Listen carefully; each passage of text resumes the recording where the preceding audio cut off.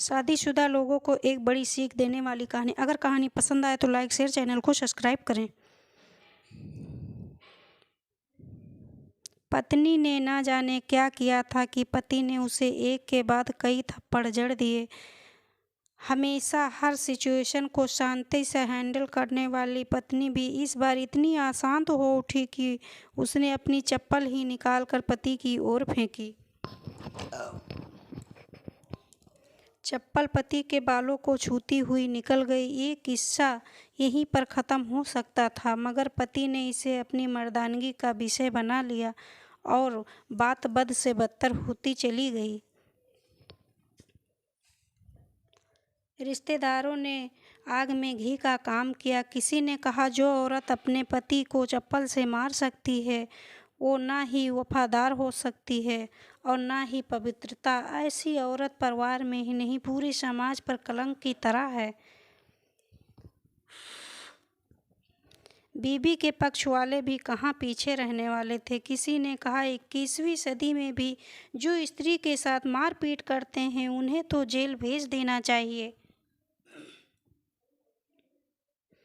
तो कोई कहता, जरूर उसको कोई और पसंद आ गई होगी, इसीलिए अब अपने पत्नी से मारपीट करने लगा है। बात कोर्ट तक पहुंच गई। दोनों पक्षों ने एक दूसरे के खिलाफ केस फाइल किया। पति ने चरित्रहीन होने का, पत्नी ने दहेज और उत्पीड़न का आरोप लगाया। 2 वर्षों से अधिक समय के लिए केस चला था। इन 2 वर्षों के दौरान दोनों पति पत्नी अलग रह रहे थे। इन 2 वर्षों के दौरान दोनों पक्षों के समर्थकों की संख्या कम हो गई थी। पहले जहां दोनों पक्षों में समर्थकों की संख्या समूह होता था, अब गिने चुने लोग रह गए थे। पति और पत्नी दोनों की आर्थिक स्थिति भी इस समय के दौरान नीचे गिर चुकी थी। जिन्हें वो अपना शुभ चिंतक समझ रहे थे, पैसों की बात आते ही उन्होंने भी अपना पड़ला झाड़ लिया था। अगर कोई देने को राजी भी हुआ तो मोटे ब्याज की शर्त पर।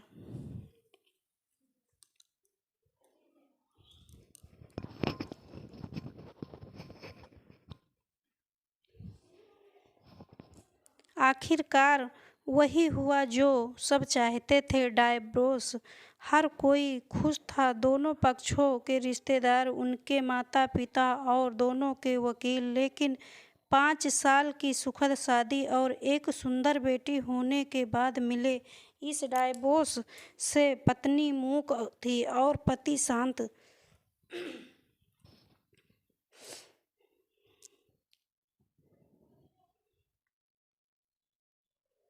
शायद एक इत्तेफाक ही था कि इसी खुशी को मनाने के लिए दोनों पक्ष के लोग एक ही चाय की टपरी पर बैठे।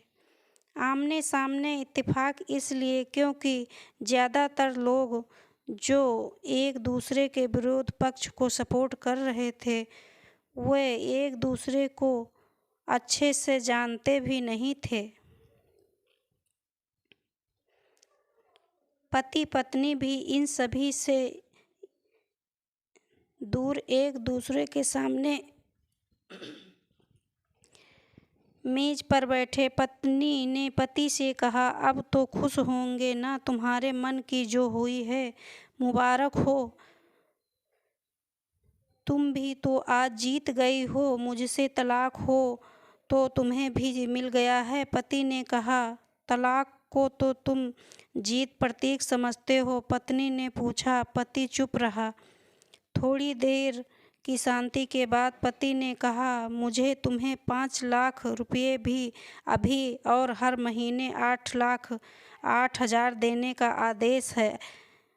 अभी मेरे पास पैसे नहीं हैं, इसीलिए हमारा मतलब मेरा जो सिटी में फ्लैट है उसे तुम्हारे नाम कर देता हूँ। पत्नी बोली, लेकिन उस फ्लैट की कीमत तो 18 लाख की है।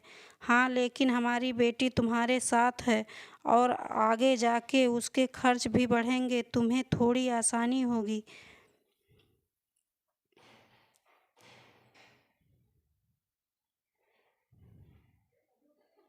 पति ने कहा, नहीं नहीं, मुझे सिर्फ 5 लाख रुपए ही देना, और तुम हर महीने 8,000 तो देने ही वाले हो। मैं मैनेज कर लूँगी। अगर 5 लाख नहीं है अभी तो कोई बात नहीं, पत्नी बोली। दोनों फिर से शांत हो गए।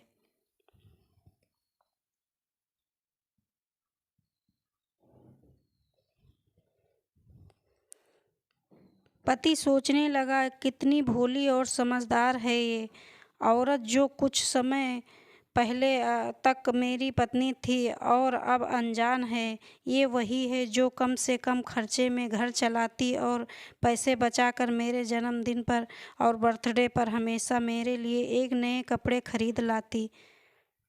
कभी बीमार भी हो जाती तो पैसे बचाने के लिए मुझे मालूम ना होने देती और घरेलू नुस्खों से ही अपना इलाज कर लेती।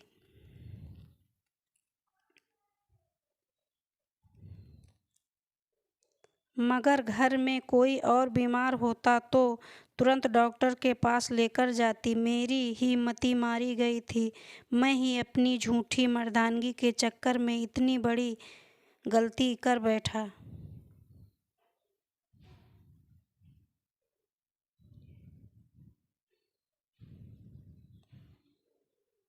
दोस्तों, कमेंट करके बताएं कहानी कैसी लगी।